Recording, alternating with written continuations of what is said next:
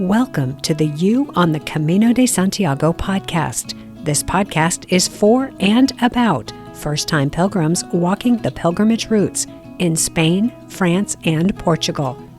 With your host, guide and longtime pilgrim, Nancy Reynolds of the Camino Experience.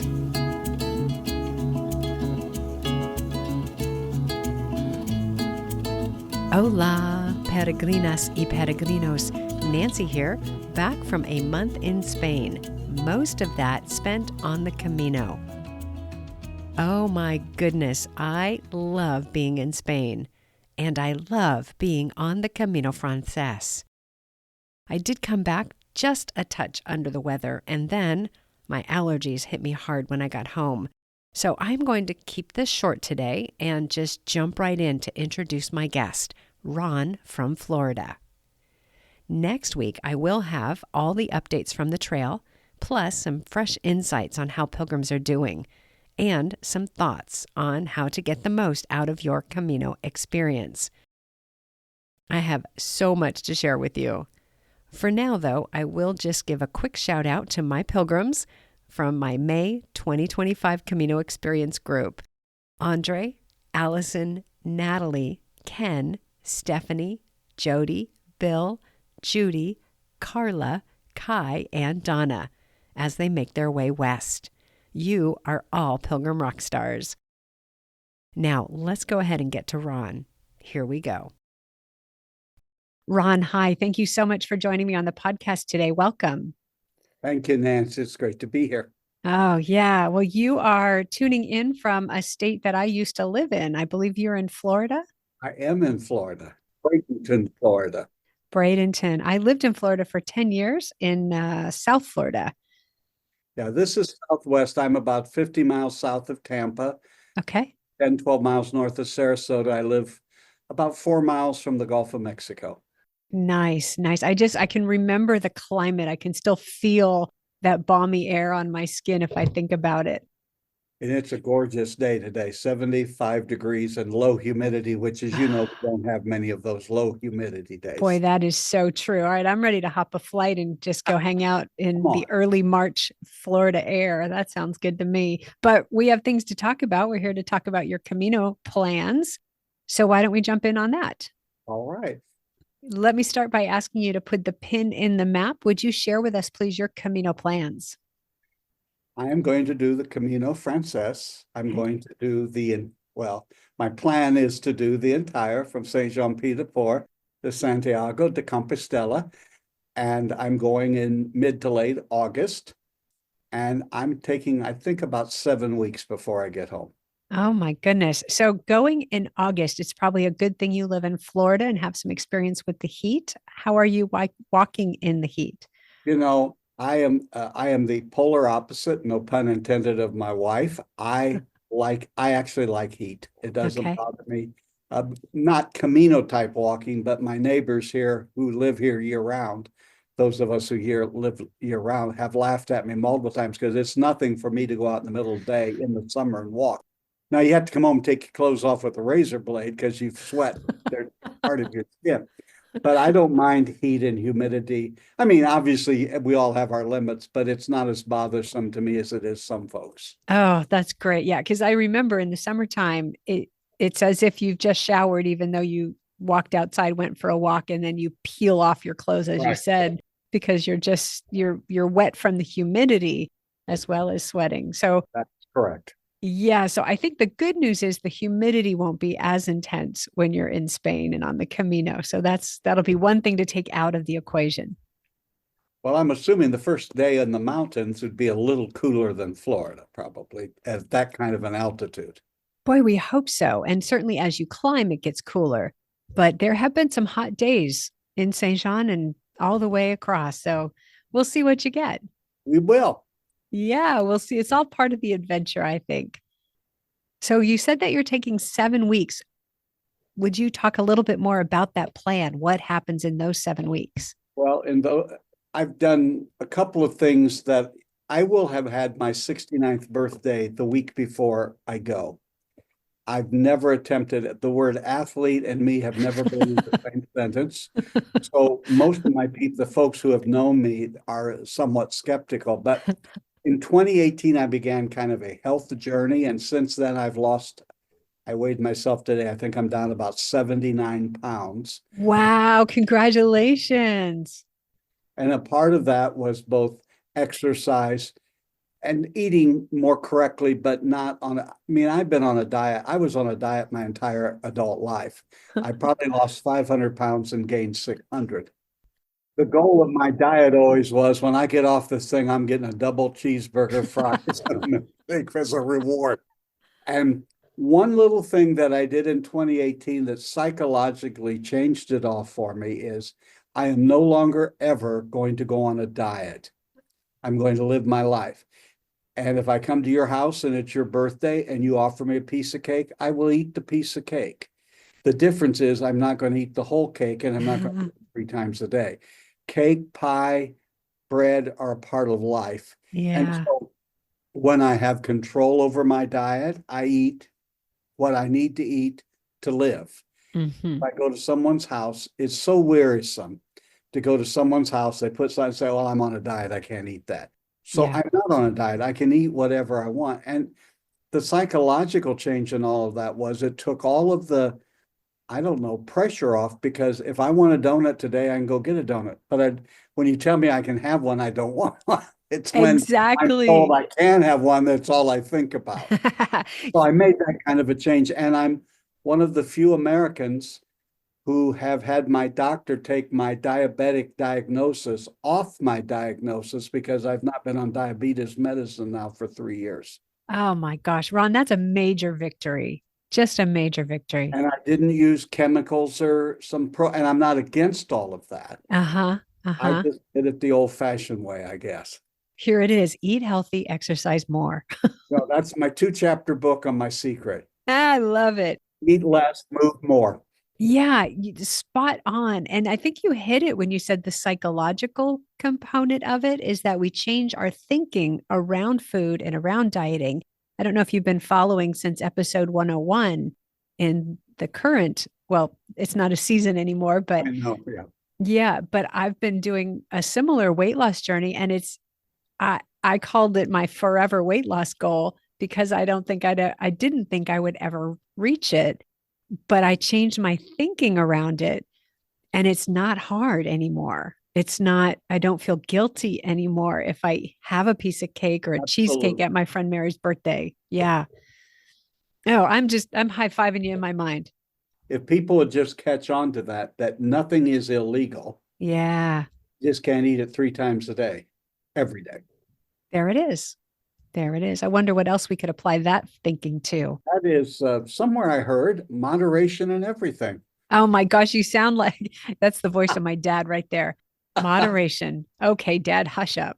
And unfortunately, I'm preaching to myself because if I jump into something, I am whole hog 100. Right? So moderation is not particularly in my vocabulary. Well, we have to balance the moderation idea with the clean plate club. Do you remember growing up on that? You have to clean your plate. Yes, my grandmother would tell me there were hungry people in China. I don't know how she knew that, but so I had to eat everything that was on my plate. Yes, ma'am. Yeah. And it's a real problem if your plate is really full or if you go back and fill it again and you have to keep cleaning it up. Absolutely. I think we've cracked the code here, Ron. Have. Excellent. All right. Well, let's get back to your Camino plans. Talk to me more, please, about the 7 weeks and this time and what's going to happen while you're there. Well, I retired in 22. I retired because my wife had her second cancer diagnosis, and we lived in Indianapolis, Indiana in those days. And we knew we were going to move here when we retired. And so she wanted to go to the Moffitt Cancer Center in Tampa. So we did that. I was in a position where you got elected into it. And I knew I would be up for election that year. And I thought, all these years she's chased me all across America, gone wherever I said we're going. It's time for me to stop and make sure she's okay. Subsequently, she has a clean bill of health over these last couple of years. Wonderful. Oh, that lifts the heart. I probably was in that thing when I retired before I thought I would, or maybe was psychologically ready to. I think we put a lot of emphasis on the financial planning of it and forget about, I'm going to a town I never lived in, and I'm no longer going to be what I used to be. I'm just regular old Joe here. So Okay. I filled in for a friend. I was asked to fill in for a friend who had cancer, and then I was asked to take another little kind of a position. And then all of a sudden I came to a point where I said, I'm done. I'm done working. I want to do some other things. And I can't even just exactly track back where I heard the Camino. I think I was reading a book on my Kindle where somebody talked about it. And I thought, well, that sounds really neat, because the Appalachian Trail has never appealed to me because, again, I'm not an athlete and I don't want to carry a whole household of stuff 2,000 miles on my back. Amen to that. I didn't want to do that. So I thought, I'm going to do the Camino. And what I just told you, I don't just do things in fits and starts. When I say I'm going to do something, I'm going to do it. Okay. And so before I even knew what it was exactly, I committed to it. Oh my And gosh. I got my wife's permission. Are you okay with me being gone that long? Yes, that'd be great. Especially now that our son's moved to Florida too. He's nearby with friends at church. So we're all copacetic. She said, no, you should do it. It's on your bucket list. Because, I read something on a sign in a restaurant one day just recently that really captured my mind. It said, if you knew today was your last day to play, how hard would you play? Oh, I like that. You can apply that. If you knew this is your last day to pray, how hard would you pray, or love, or whatever? It doesn't matter. Sing, dance, yeah. Anything. And so Sure. I thought I'm going to do this. And that's when I started listening to podcasts, and you were the first one that I listened to. I'm one of the odd ones, Nancy. I'd never even seen the movie The Way, or even heard of it. So my wife and I have watched that. So I knew I had to make some allowances for my personality and my age. Okay. It is my days of staying in a dormitory with 40 people and using one toilet are way behind me in my rearview mirror. So I knew I didn't want to do that. Do you mind saying how old you are? Yes, I will. I'm 68. I'll be 69 when I take my first Camino. Awesome. So I got on the World Wide Web and looked and found something called Mac Adventures. Okay, good. And I'm just reading. So I'm trying to read all the books about people who've done Caminos. And I'm just finishing up 2 steps on the Camino on my Kindle. And I think is from Scotland, and he's used T Travel. I thought, well, I've never heard of T Travel. And then this morning, as I was thinking about getting on with you, I opened this up, and on the top of Mac Adventures, it says T Travel. So somehow they're either owned by one, owns the other. But anyway, what they do is you have a private room you stay in every night. Mm-hmm. And then by listening to you, I caught on to the secret that you could have your large duffel bag sloughed on ahead of you, and you could take a day bag. So Mac Travel arranged that for me. They also arranged every night's lodging. And now, I suppose the downside is now I got to work with them, because when I saw the elevation coming over the Pyrenees, and they didn't have my rest day till either Burgos or Leon, whichever one's the first one. And I said, I've always wanted to stay an extra day in Pamplona. Plus, I think if I get over that mountain and through Roncesvalles and that way, I will need a day. So I was able to adjust it. So I'm taking a rest day in Pamplona, one in Leon, one in Burgos, and I'm staying an extra a day or two in Santiago. And I'm staying 2 days. I built in an extra day in Saint Jean Pied de Port just for travel. So I realized that was just some things I needed to do. Now, the downside is I lose the spontaneity, but the upside with my personality, if I got up every morning and knew I had to find a place to stay that night, I wouldn't be able to even see the countryside, because that'd be all I'd be thinking about. And then another person has said to me, well, what do you do if you can't make it that far? At that point, I'll just get in a taxi and go, but I'm not giving into that. But I'm not going to let perfect be the enemy of great. That's it right there. That's it. That's my story, and I'm sticking. But, to go that far and to take those many days off along the way is about a 7-week journey. Okay. I always say, plan the trip that you want to have. Get your ideal picture in your mind and plan for that, and then let go. And just trust that you're going to have the journey that is before you. Absolutely. It goes the way it goes. And so I always say, too, it will be a mystery tour no matter how much you plan. So that spontaneity, Ron, your days are going to be filled with spontaneity. I love spontaneity when I have bookends. And that's the thing. And I end here. I don't care what happens between, it'll be fun. That's it. Yeah, that's it. The only thing you have nailed down is where you're sleeping and that your bag will be there when you get there. Absolutely. Yeah. Oh, I love that plan. Fantastic. What are you most excited about when you think about walking the Camino? I think I've heard you and others say it, and I just I can't remember which is the app that I have several of the Camino apps. I think that may be Wise Pilgrim, that talks about a third of it is a physical challenge, a third of it is a mental challenge, a third of it is a spiritual challenge. And there's a way in my mind, Nancy, that I've been kind of preparing for all three of them and looking forward to them.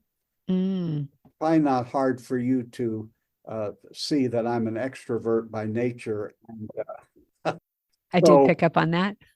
Silence is not something I've done just tons of.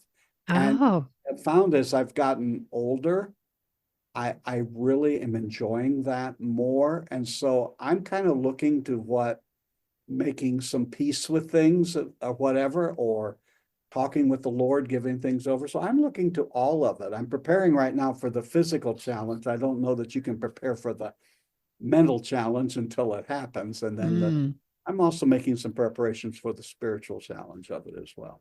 Excellent. I'd like to dive into that a little bit more. You laid it out as the physical, mental, and spiritual challenge. And I just want to make sure that I mention that all three of those are available the entire way. Just so you know. No, I'm sure that's true, because as I'm climbing the Pyrenees, I may be saying, Lord, this is the time to take me right now. Yeah, right. Crazy person here. I'm ready. Take me. It didn't startle me till I looked at a map on the app today, and I saw how severe the elevation and even worse, the descent. The descent is pretty intense. When you just look at it on a map, let alone try to do it. Yeah, it is pretty intense. So back to the physical, mental, and spiritual, they say, and this is sort of a hindsight type of evaluation of the Francés route, the first part from Saint-Jean to Burgos is the physical part. And I want to clarify what that means, because it is all physical the whole way. You could get blisters on day 27. You could trip on a rock anywhere along the way, which we're not going to do.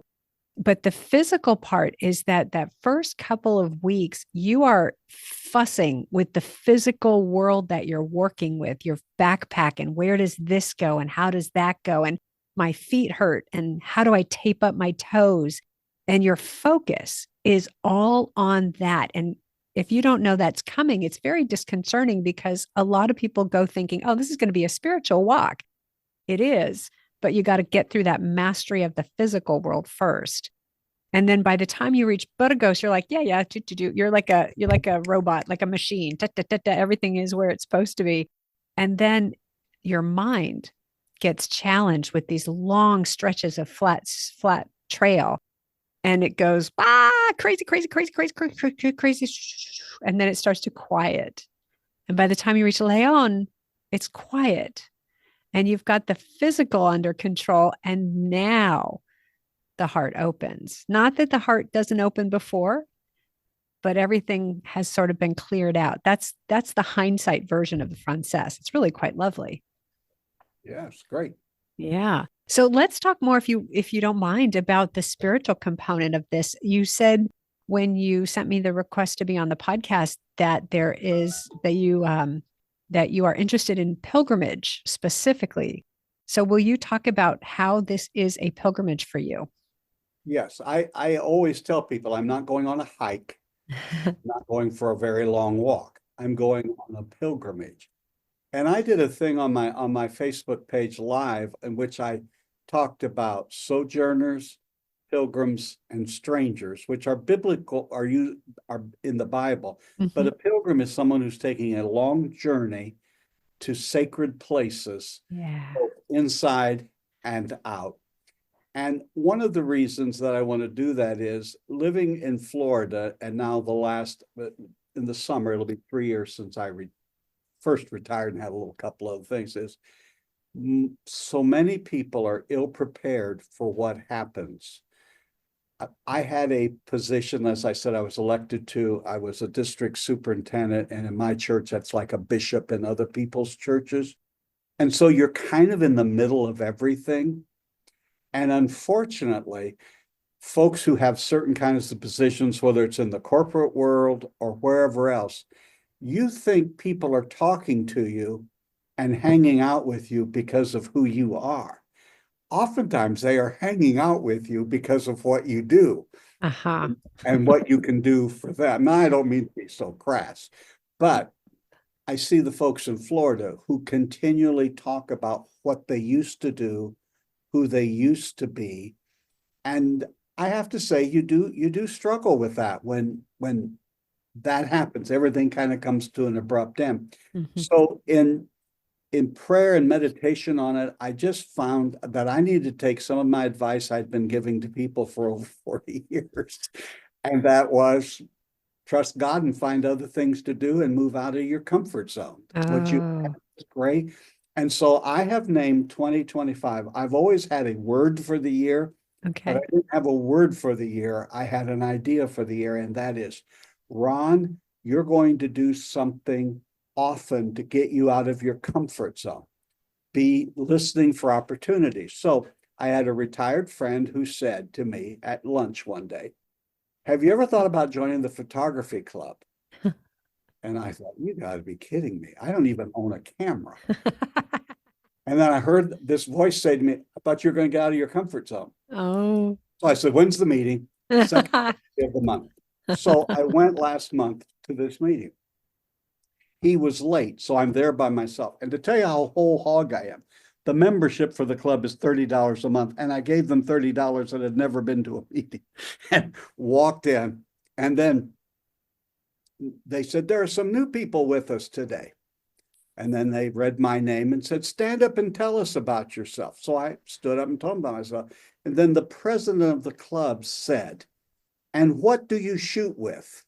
And I mean, beads of perspiration came, but they are going to throw me out of here. And I said, well, this is probably embarrassing to confess to, but I don't even own a camera. Matter of fact, if you wanted to see my child's growing up years, you'd think he was raised by Amish people because I always have a camera. And I said, the only camera I use is my iPhone. And they all started clapping. And a guy in front of me said, oh, I want to show you all my pictures I take with my iPhone. And there was an elderly, if I call you elderly, you know you're old, sitting next to me, and they have little prizes they give for pictures. And this gentleman, I struck up a conversation, and he won one of the prizes, this beautiful water fountain and birds. And when he sat down, I said to him, Charlie, how far did you have to go to get that beautiful picture? Out my back door, he said. There it is. Then last night, I did a really crazy thing. The lady 4 doors down runs the yoga class at our clubhouse. And she said, now, I know you're planning for this Camino, but you really got to work on your balance and your stretching, come to yoga class. And I mean, I have walked 20 miles in a day since I've been trained. Yoga just about killed me. And I thought, Ron, you aren't in Indiana anymore. You're I mean, I was the only man there. Okay. But the folks were nice to me. The lady next to me's kids are going on the Camino Oh, this summer from Chicago. So life is really enjoyable if you get out of your comfort zone. So there's just two in the last month that have really, wow. Boy, that's just the power of saying yes to the invitation when it comes along. You are really getting out there. yeah. Well, anyway, I know I talk, so I'm going to stop for a moment. Totally fine. Totally fine. Okay, so pilgrimage for you has some significance in terms of getting out of your comfort zone. And you hinted at it, but you didn't actually say what your profession was. So I'm suspecting that there's a connection And I'd love to hear about it between your profession and pilgrimage. Would you talk a little bit about that? Yes, in 1981, I became a pastor. Okay. And then I worked for a little while for my denomination in charge of clergy preparation. And then I was a district superintendent. And then I also was a VP at a Bible college for a very short period of time. So, yes, I confess. All right. Are you Catholic? No, Okay, because confession is so key to Catholicism. I'm from an evangelical Protestant denomination. Okay, very good. All right, so pilgrimage is a very clearly a spiritual or religious practice, and some people really take that on as part of the expression of their faith. From the background that you come from, was pilgrimage a key part of that, or is this something you've picked up on your own since then? No, it wouldn't have been a part of that. It's probably something I picked up. It is interesting that once you announce you're going to do something, it is sort of like when you buy a car. You have never seen a car like that before, and on the way home, you pass four like it. Yeah. Ever since I've declared I'm going to do this, people have suggested books. They have told me interesting stories, and the name is totally escaping me, but there is a pastor who took a sabbatical and did the Camino. And like myself, he comes from a tradition where we don't have crucifixes, we have crosses hanging. But part of his spiritual exercise was that he walked into every church and sat and prayed for a moment and looked at the crucifix, remembering that Jesus hung on the cross for the world. Okay. And I thought, well, that's kind of a neat idea. And then I tie in the idea of when you're on a pilgrimage, you're going to meet strangers. And the Bible has a lot of things to talk about entertaining strangers. And as a matter of fact, I am now trying to say, how can I start being open to the strangers in my life to prepare me for the Camino, where I will have to depend daily on strangers?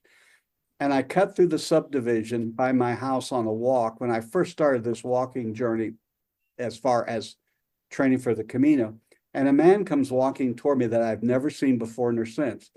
We struck up a conversation. I actually kind of paused my walking, asked him where he was from. He told me, and blah, blah, blah. Then he said something to me. Would you like a piece of candy? I've never had any stranger ever. Matter of fact, I was told all my life, don't take candy from a stranger. Right. For whatever reason, Nancy, I said, sure. And he handed me a fun-sized Snickers like you pass out at Halloween. I said, thank you. We said goodbye. I've never seen him again. I walk, I unwrap the Snickers, throw it in my mouth, and I start chewing it. And about 10 paces later, I said, you just took candy from a stranger, which you've been told not to do. And here's what I learned, a second part that needs to go with that. Sometimes the best candy comes from strangers. Oh boy, that is good practice for the Camino. And I'm thinking, I will depend on strangers to house me every night, Uh-huh. to feed me throughout the day when I meet them. I'm sure, as directionally challenged as I can be at times, I will depend on strangers to point me back in the right direction. And I've just, on my walks, have encountered people, and rather than just walking by them, I'm starting to, some will not engage with you, but some will. And I'm trying to get myself ready to be open to the strangers that will come across my path. What a wonderful way to prepare for the Camino. So often we think about, I'm preparing by packing and finding my flights and booking travel, but we forget to prepare mentally and spiritually, which is what you're doing. Yes. How else are you getting ready? Well, every Saturday, tomorrow, if I'm able to do it, will be my third time to do this. What I kind of have looked at what you have given in that material that we can get from you if we want to pay for it. And I want to tell you, you're not giving me anything to say this. It is marvelous. I listened to it on the Thinkific or whatever it's called, but I Yeah. printed it off. And so though a lot of that sort of thing is helped me for, and then when I read the books, okay, here's 3 months out, 6 months out, the kinds of things you need to do, how to take care of your feet. for instance, I had a little bit of trouble with my neck earlier, well, last fall. And I told the PT guy, who I didn't know at all, I'm going to go on the Camino de Santiago. And he's, oh, yeah. And he turned his computer around and he said, there was a man standing holding up 2 trekking poles in front of the cathedral. And then he said, I want to show you the shoes he wore. And he showed me the shoes, and I went out and got 2 pair of them. And that's what I'm going to wear. So the people would say that's all happenstance, but it's all kind of, to me, a divine appointment. So I'm in this point now of where I'm working up my walking stamina. Okay. I have a weighted vest because I haven't bought the rucksack yet. Oh, gotcha. Okay. And so I'm walking right now between 40 and 45 miles a week. And my Saturday is I start from my home. The streets won't mean anything to it, but I walk out to the island, which means I cross over bridges and causeways and drawbridges. Okay. I get to walk along the Gulf. Ah. I come back the other way. And when I do that, it's 14 miles. Well, tomorrow I'm going to go farther down the beach so that I can get up to 20 miles. But here's what's happened. I noticed things that I never saw driving out there. Yes. Yes. And as much as I know I live in a beautiful part of the world, and all parts of the world are beautiful, to be able to walk and breathe in the fresh air, to see the various animals, to see people fishing or swimming or boating. And then I have an app, I don't know if it's called Strava or Strava, I'm not sure how, but it kind of maps if you're running or walking. Uh-huh. And so every Saturday I post that on Facebook, and I don't know if anybody else is impressed, but it really impresses me. That's That the is a ticket. Oh my 68-year-old gosh, I can Ron. walk 14. And I do that, Nancy, because I'm also building up something that I think you were the one that keyed me into this, because when I first started, I thought, well, I'm going to walk 5 miles or whatever it is. And it's not just the walking, it's the being on your feet. Yeah. Yeah. And so when I go, I only stop to use the bathroom, and then I take some water, but I have 2 places I stop to get water. And other than both times I've had to stop and retie a shoe or shake my shoe to get something out of it. And so I'm walking 4.5 hours really without sitting down to get prepared like you told me to in your writing. One of the best things I think we can do is impress ourselves. I know it looks like I'm showing off, but I'm impressed. When I look at that, I can't believe I did that. No, it's really true. If we think about it, how often or how long do we sometimes go with just not astonishing ourselves, nothing that goes, oh my gosh, I can't believe I did that. There's something about walking the Camino and getting ready to walk the Camino where we actually impress ourselves. Nobody else. It doesn't matter if anybody else is impressed. Well done. Yeah. The other thing that you talked about, I love this, is that you're noticing what's around you. And that's so much the gift of moving at the pace of walking, is that we notice daily life all around us. And you're practicing that, which you're going to be doing for 7 weeks on the Camino. Good training. I'm going to call that the Ron training program. I love that. All right. You've probably heard in a lot of the podcasts, I ask people to imagine they're at their starting point or imagine they're in Santiago, and what are they thinking and feeling? Which of those two should I ask you about, the start or the end? I think the start is an interesting challenge when you're coming from the USA, because there's no good way to get there. And I'm still in the process of trying to figure that out. And again, through things I've heard from you and read, I've built that extra day in case you miss a plane. Delayed. Whatever. So it isn't just I want to hang out in Saint Jean Pied de Port for 2 days. I do, but a lot of it's necessary.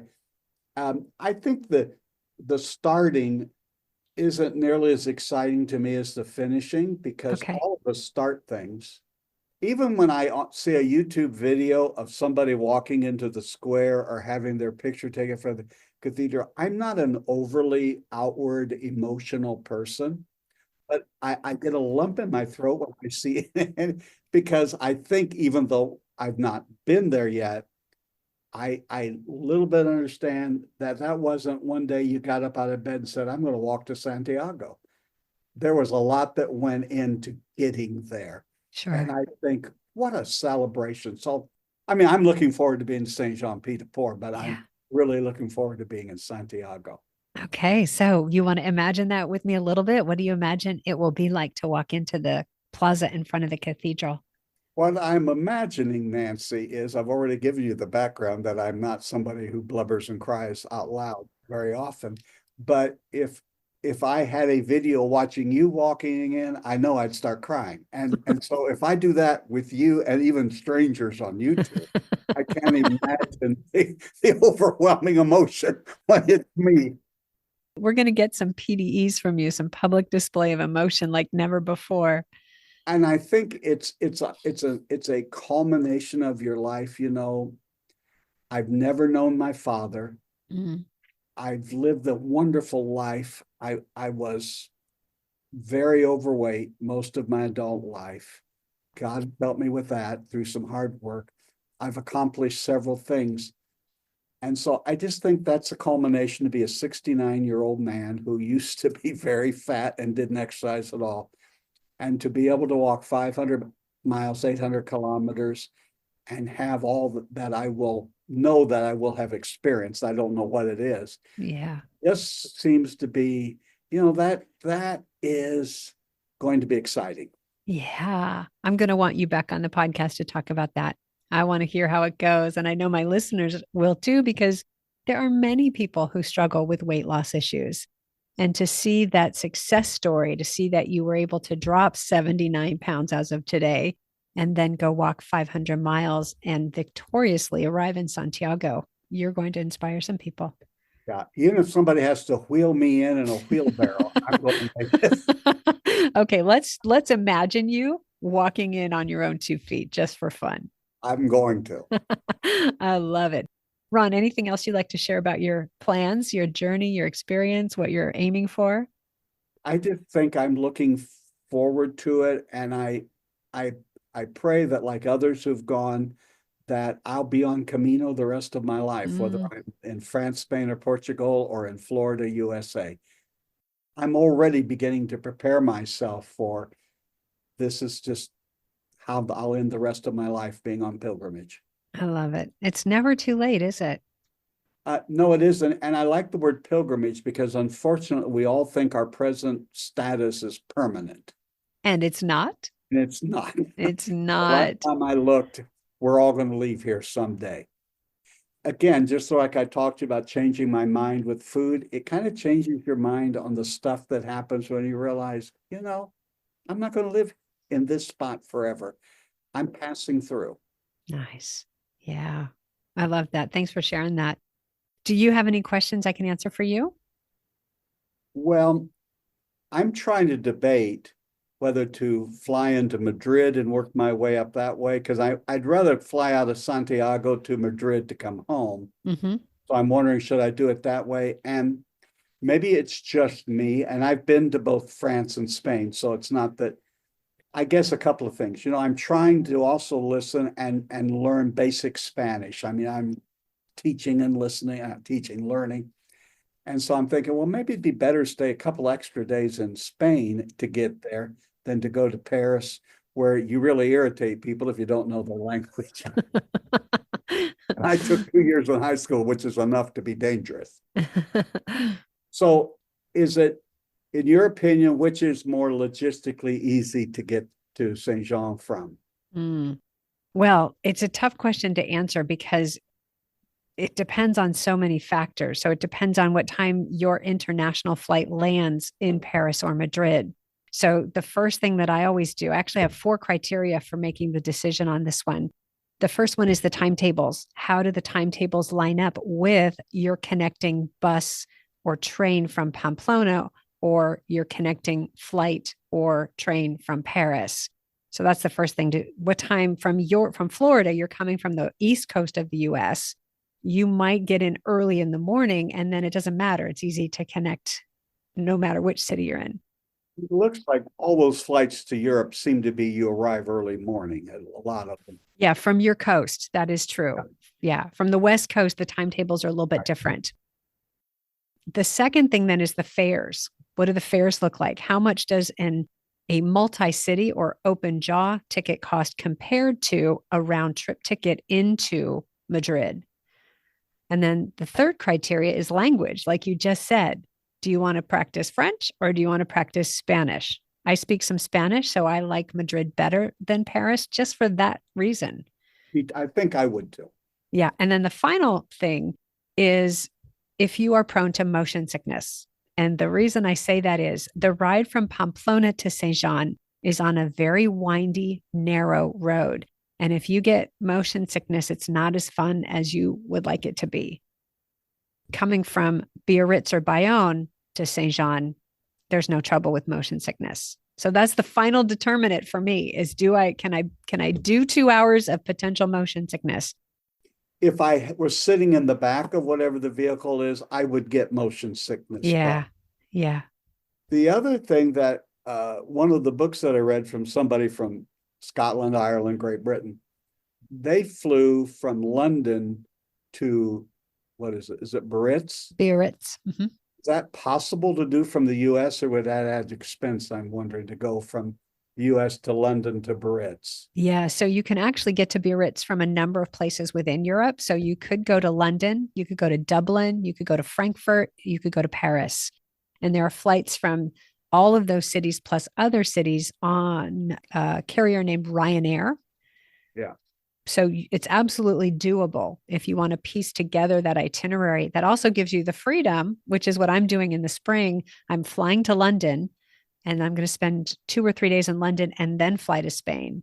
So yeah, you could absolutely add on some more fun time in another European city and then get Ryanair to Biarritz. Now from Paris, there are other carriers. I believe it's Air France. And then there's I can't think of the name, but it's a Dutch airline that flies from Paris to Biarritz.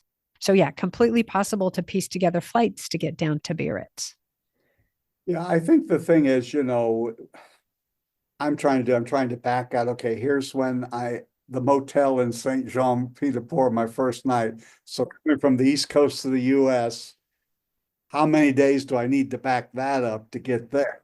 It's sort of like putting a puzzle together. It's totally a puzzle. The way that I do it is I print out a calendar so I can actually write the days and see a visual representation. And that's in the audio guide that you've got that maps out. And then you can actually see it. Okay, then I need to go here and go here. And so then when you look at your flights, if let's say you're going to look to fly out on a Tuesday, arrive on a Wednesday, you look at it and you go, okay, the fare is this amount, but if I go 1 day earlier, I save $300. I think I'll take another day in Europe. So I like to play with the itinerary that way. The motion sickness, I don't get it severely normally, but I remember being in Australia in the back of a van going up some high spot. And fortunately, one of the people who was with me gave me a peppermint, which helped me through that. Yeah. And so I'm thinking, I think in my heart, I'd rather go Madrid to Pamplona and get a bus or a taxi or whatever it is you get and go. But I know it's not just as simple as it sounds sitting here saying. Yeah. So just to give you some tactics for how to survive that, because I do it and I'll do it again in May, just because I want to be in Spain before I meet my group in May in Saint Jean. What I do is I try to get a seat at the front of the bus. And I usually just close my eyes and breathe.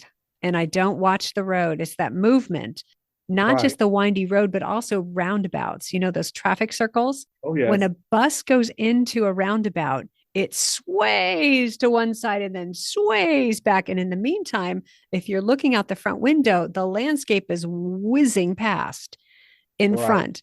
So I close my eyes and breathe very deeply. Now, I did this 2 times in 2024, and there was a woman driver both times. And I think she had a goal to not have people vomit on her bus.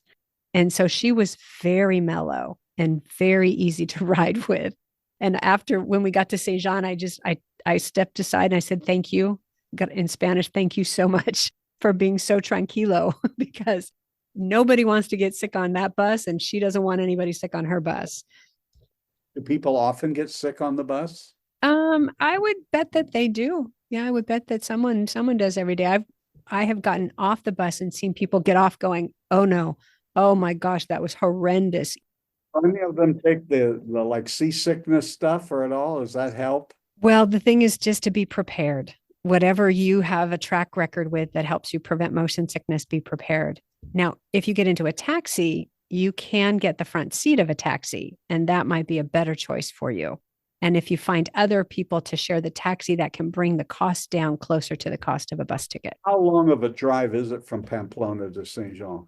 In a taxi, it's about an hour and a half. In a bus, about an hour and 45 minutes. A little bit longer if they make any stops. Would I be able to book a taxi on ahead? Mm-hmm. Okay. Yeah, you would be able to. You're going at a fairly busy time, so you could also easily find other people to share a taxi with you. You have the audio guide, you said, yeah? Yes, yes. Yeah, it's in there actually. There's a section on how to go from Pamplona to Saint-Jean, and it's got the names of 2 taxi companies. Yeah, I think if I was in the front seat, I wouldn't have any problem. And I think I'd be better off in a car than a bus for some. Yeah.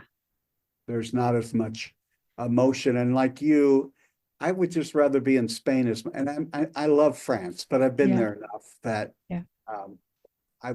especially since I'm trying to learn Spanish, Sure. take every opportunity you have. Sure. Yeah. The other thing about the bus is it's a 50 or so passenger bus, which to me feels a little claustrophobic because there's somebody sitting right next to you and the seat in front of you is really close. So there's also that mental component of feeling a little closed in. And I'm 6'2", and so I Take a taxi, my friend. I think you would enjoy that more. You have convinced me. And one of the reasons I'm able to do all of this, when we knew that my wife had cancer for the second time, we had our retirement planner front load some of our resources so that we could take the trips because I want to die with memories and not dreams. And so as a matter of fact, I'm taking her on a cruise out of Amsterdam in July, then come back home and I come back over. Wonderful. So right now, if that's what it takes, the taxi, I have the resources, I think, to do it. It's not overly exorbitant, I'm sure, is it? I don't know what the rates will be this year, but it's been around 140 euros for the one-way trip. And you'll find other pilgrims to share that with at the train station, bus station, or the airport, however you come in. Yeah. Well, you have been, as always, so helpful. Glad to be. Ron, I really appreciate you taking the time to talk with me today. I love hearing about your plans, and I love this 68, 69-year-old attitude. What you just said, die with memories, not dreams. I love that. True. Yeah. All right. Well, thanks for spending the time with me today. Thank you. It's been my pleasure. You have a great day. You too, Ron. Thank you. Nice to see you. You too. Bye.